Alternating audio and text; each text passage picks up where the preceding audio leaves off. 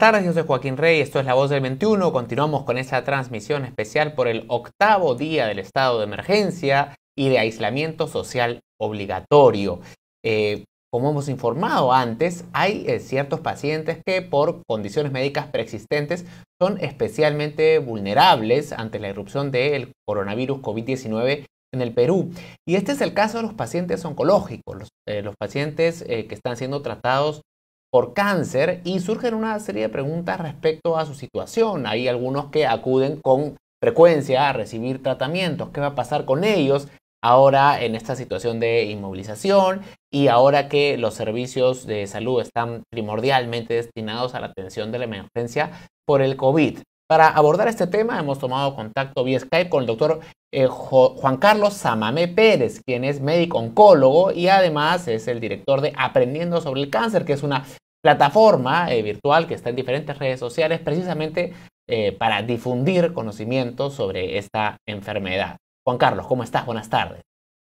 Joaquín, encantado de poder estar en el programa y abierto para poder responder la mayor cantidad de preguntas que tengas. A ti por tu tiempo. Primero quisiera preguntarte, un paciente que tiene un tratamiento oncológico o que sufre de cáncer, ¿cuán más vulnerable? O sea, esto es un factor de riesgo, supongo yo, adicional en el caso del coronavirus, digamos, ante esta infección, ¿no? ¿Cuán más vulnerable es un paciente oncológico?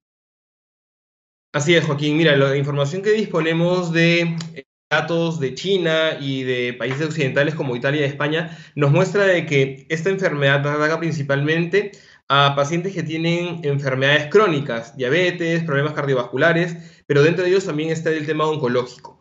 Entonces, sí se ha visto que es una población vulnerable ante este tipo de infección viral, que es novedosa, ¿no? Lo que también es cierto es de que dentro de todo el escenario y todo el universo de pacientes oncológicos estaríamos hablando específicamente de aquellos que tienen un tratamiento activo, específicamente quimioterapia o terapia biológica.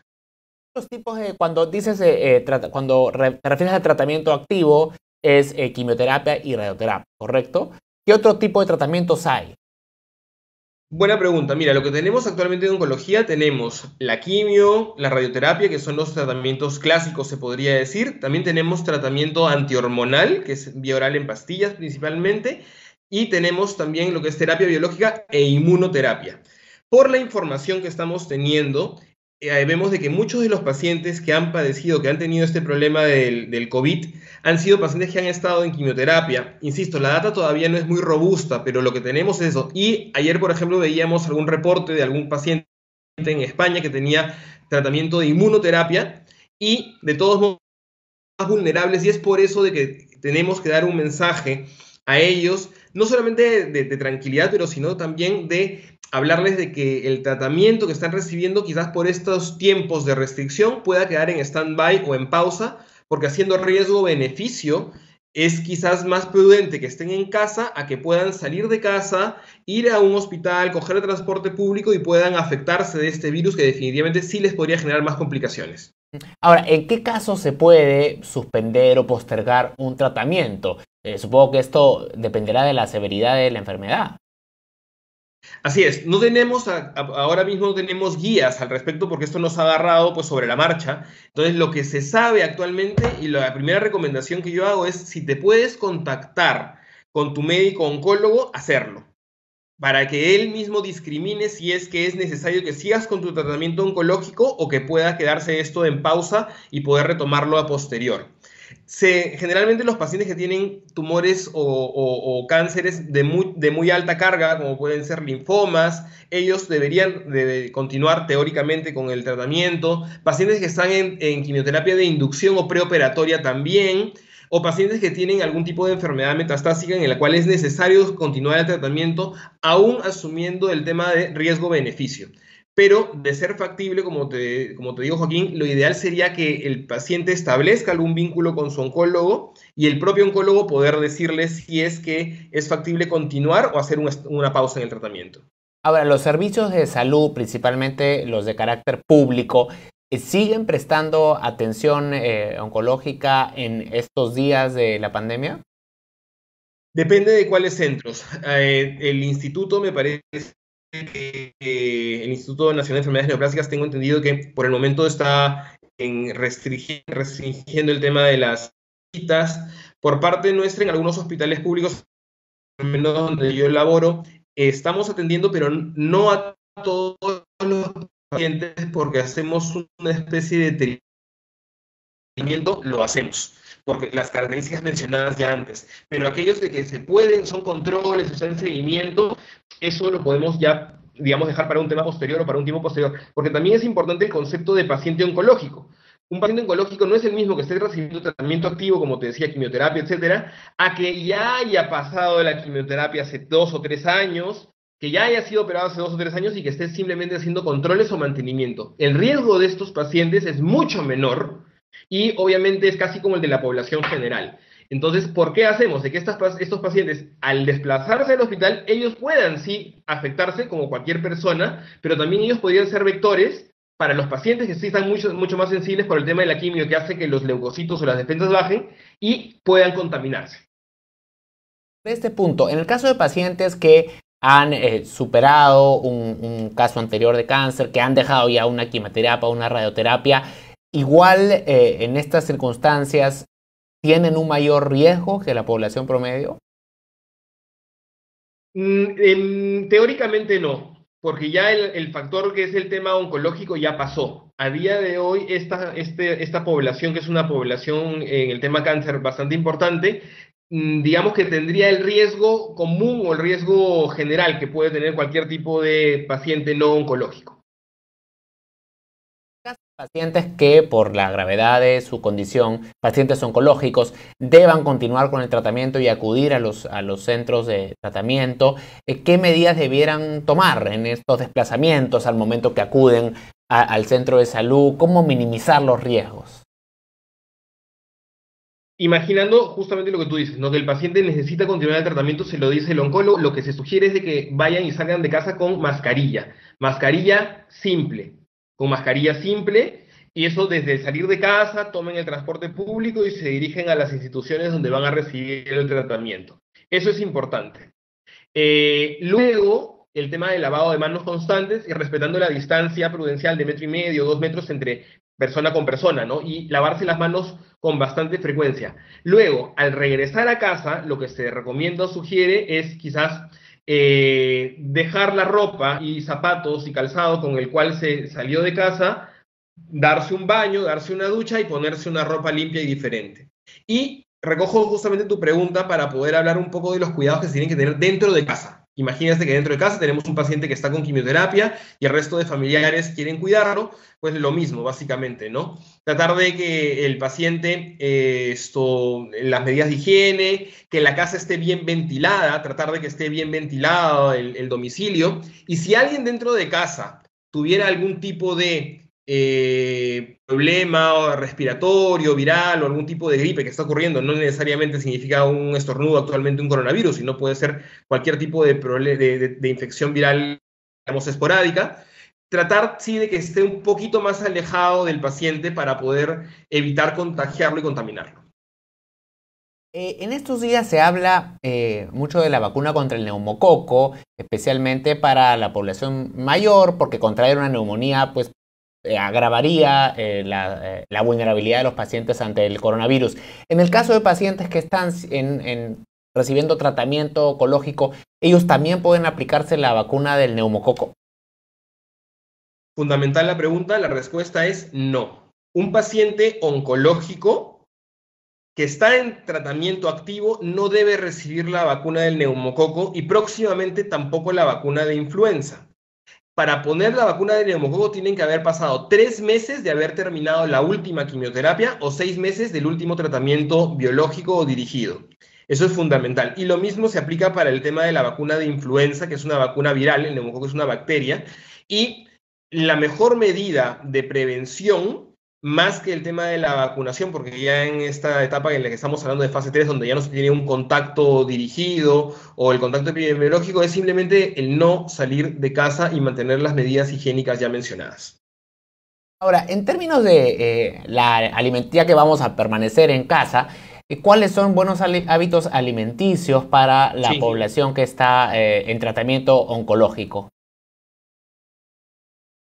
Mira, lo que se recomienda básicamente con el tema de la alimentación es una alimentación variada, principalmente basada en frutas y verduras. Es importante mencionar de que no disponemos a día de hoy un alimento que vaya a prevenir la infección del coronavirus o de cualquier otro virus. Eso es importante mencionarlo.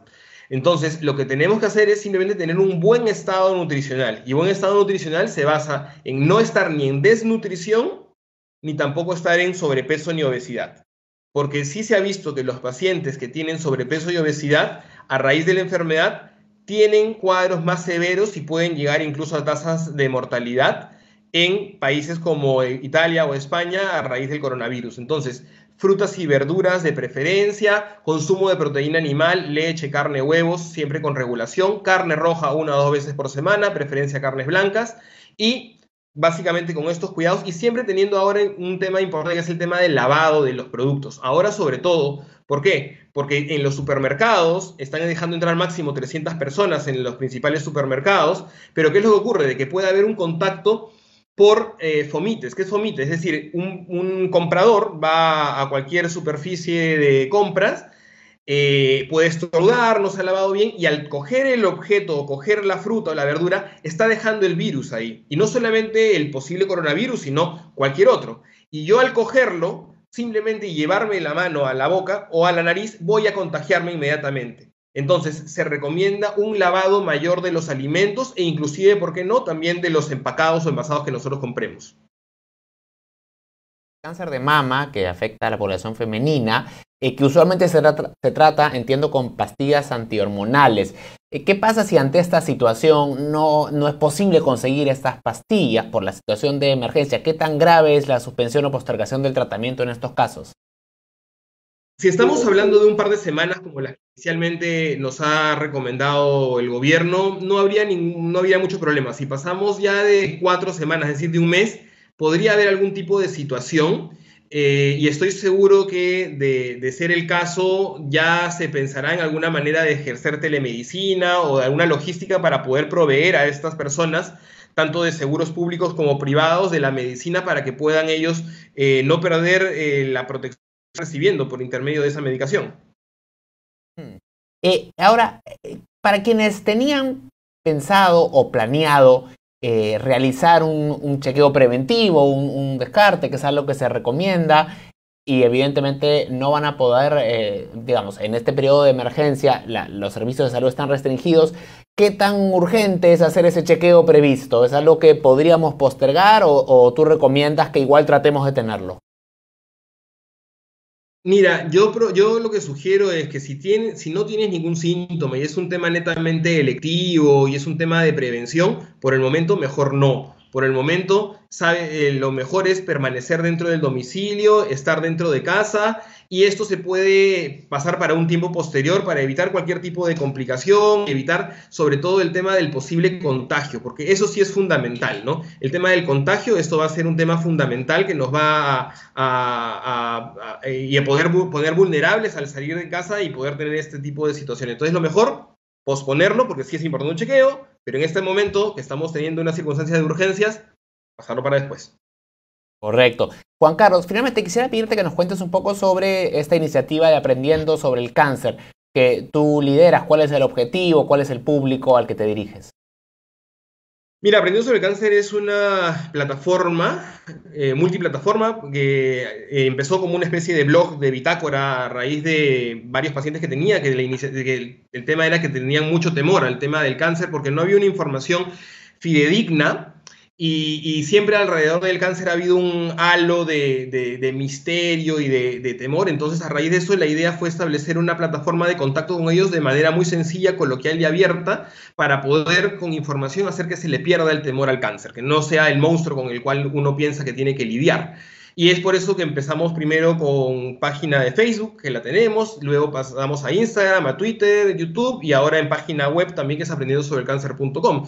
Y de esa manera nosotros también, y aprovecho justamente, Joaquín, para poder mencionar que si gente que nos está escuchando, nos está viendo, tuviera algún tipo de duda sobre el tema de continuar el tratamiento o no, y entiendo que muchos de los centros médicos están cerrados, pues aquí estamos en momento de ayudar y ayudarnos entre todos. Me puede escribir, quizás por alguna de las redes sociales, y poder intentar orientarlo para poder saber si es que es fundamental o no recibir el tratamiento actualmente en su realidad como paciente. Aprendiendo sobre el cáncer.com.pe. Aprendiendosobrecáncer.com, nada más, aprendiendosobrecáncer.com. Y en Facebook también, Aprendiendo sobre el Cáncer, en las redes sociales, con ese nombre también los encontramos. Totalmente, Joaquín, así es. Aprendiendo sobre el Cáncer en Instagram, en Facebook, y por ahí lo pueden encontrar y podríamos establecer algún tipo de contacto o duda si es que algún paciente lo considera necesario. Excelente. Juan Carlos, te agradezco mucho y gracias por este importante trabajo tan valioso, en particular para la población que recibe tratamiento oncológico. Muchas gracias. No, Joaquín, a ustedes por el tiempo y la oportunidad, y a todas las personas que nos están escuchando, tranquilidad, que de esto vamos definitivamente. Gracias, Juan Carlos. Hasta luego. Bien, era Juan Carlos Samamé Pérez Vargas, es médico oncólogo y quien dirige además la iniciativa Aprendiendo sobre el Cáncer, quien nos daba importante información para los pacientes oncológicos en estos días, donde los servicios de salud están principalmente abocados a la atención de la emergencia por el COVID-19.